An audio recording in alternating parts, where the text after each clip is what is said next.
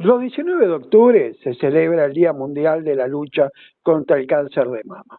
Como tantas veces hemos dicho en diferentes patologías, son días donde se trata de dedicar ese mismo día, días anteriores y días posteriores, para tratar de concientizar sobre la prevención, sobre los tratamientos. Hoy vamos a hablar justamente sobre el cáncer de mama con la doctora María Eugenia Azar, jefa del Departamento de Mastología del Instituto de Oncología Ángel Rafo. Muy buenas tardes, doctora Azar. José Bouza le habla. Buenas tardes, un gusto estar con ustedes. Bueno, doctora, usted nos contará qué es lo que desean transmitir en este momento, como marcaba, en el sentido de, yo creo que de detección, prevención y tratamiento. Bueno, es importante, como vos bien decías al principio, que estos días que conmemoramos el Día del Cáncer de Mama o de alguna otra patología es justamente para concientizar a la población de diferentes tipos de enfermedades, ya sea su prevención, su tratamiento. En el cáncer de mama lo que tenemos que decir que es una enfermedad muy prevalente, es decir, que hay muchos casos de cáncer de mama por año, no solo en la Argentina, sino en el mundo. Se calcula que hay más de 2 millones de casos de cáncer de mama en el mundo y la Argentina tiene alrededor de 19.000 casos por año también.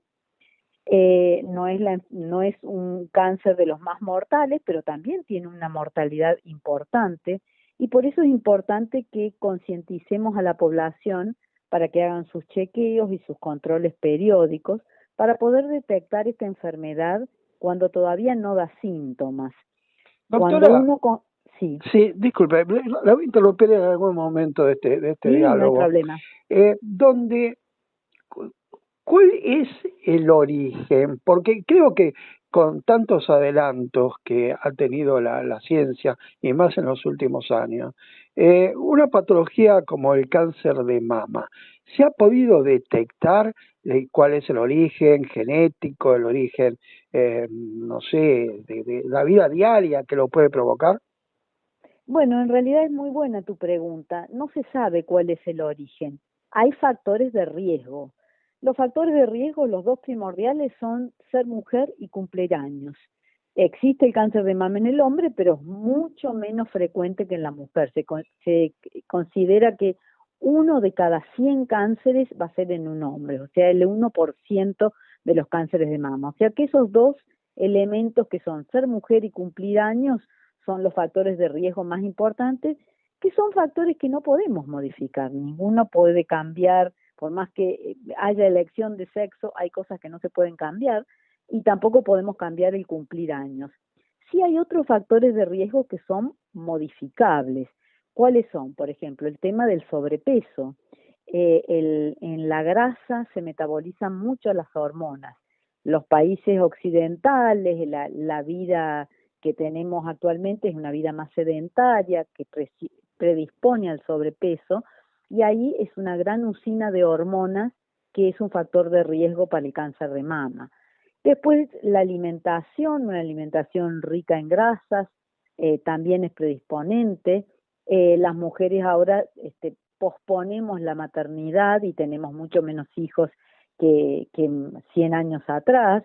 Eso también es un factor de riesgo. Las mujeres que tienen más hijos y que han amamantado mucho a sus hijos, eso disminuyen el riesgo.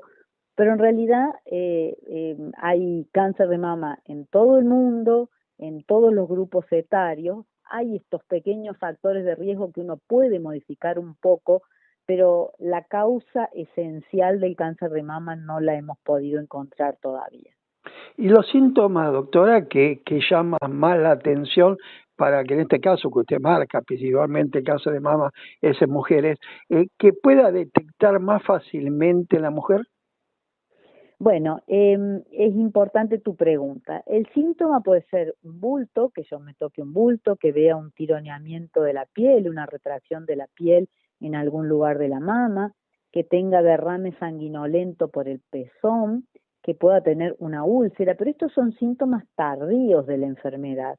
Por eso nosotros recomendamos siempre y recalcamos que en realidad la consulta debe ser en la etapa presintomática, porque yo voy a detectar una imagen en una mamografía o en o en una ecografía cuando aún no me toque nada, y va a ser un nodulito mucho más chiquito, con posibilidades mucho mayores de curación y de tratamientos menos agresivos. Entonces la idea es que a partir de los 40 años las mujeres debemos hacernos una mamografía por año, y poder detectar eventualmente la enfermedad en su etapa preclínica, antes que de síntomas. ¿Mm? Una vez detectado, eh, Sí. el tratamiento, o más que el tratamiento, detectado, es el hecho de la peligrosidad que presenta, es decir, se detecta rápidamente que es un cáncer que va a ser problemático. A ver, siempre si es detectado precozmente va a ser menos problemático que si es detectado tardíamente. Por eso insistimos en el diagnóstico temprano y precoz con los estudios. Ahora bien, hay tumores chiquitos que pueden ser agresivos y tumores un poco más grandes que por ahí no son tan agresivos. Hay diferentes tipos de tumores de mama y tienen tratamientos específicos. Hasta hace unos años hacíamos todos los mismos tratamientos para todas las pacientes. Hoy se hace lo que se llama el tratamiento personalizado, individualizando el tipo de tumor y digamos los marcadores que expresa ese tumor, y se trata de acuerdo a esos marcadores que tiene. Entonces los tratamientos van a ser diferentes y personalizados para el tipo de tumor y para el tipo de paciente. ¿Me puedo requerir algunos mitos que existen en relación al cáncer de mama y cuáles son las certezas que hay? Sí, por supuesto. Usted Eh, dígame. por ejemplo, uno de los mitos son el tema de los desodorantes. Los desodorantes no generan cáncer, pueden irritar la piel de la axila y en ese contexto pueden generar inflamación de ganglios, pero no generan cáncer. Este tema de que, por ejemplo, las mujeres que amamantan tienen menos riesgo de cáncer, es cierto, pero el que yo no que yo haya amamantado no me protege absolutamente. Puedo, habiendo amamantado, tener un cáncer de mama. Otra de las cosas es, yo no tengo antecedentes de cáncer de mama en mi familia, entonces no hace falta que me controle.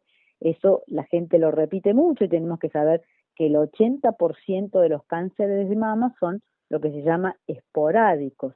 ¿Qué quiere decir eso? Que no tienen antecedentes en la familia. Solo un 20% podemos ligarlo a alguna mutación genética o algún antecedente familiar, pero la gran mayoría de los casos de cáncer de mama no tienen antecedentes personales de cáncer de mama en la familia. Entonces, el hecho de no tener familiares con cáncer no me exime de los controles. Eso es otra de las cosas que tenemos que hacer.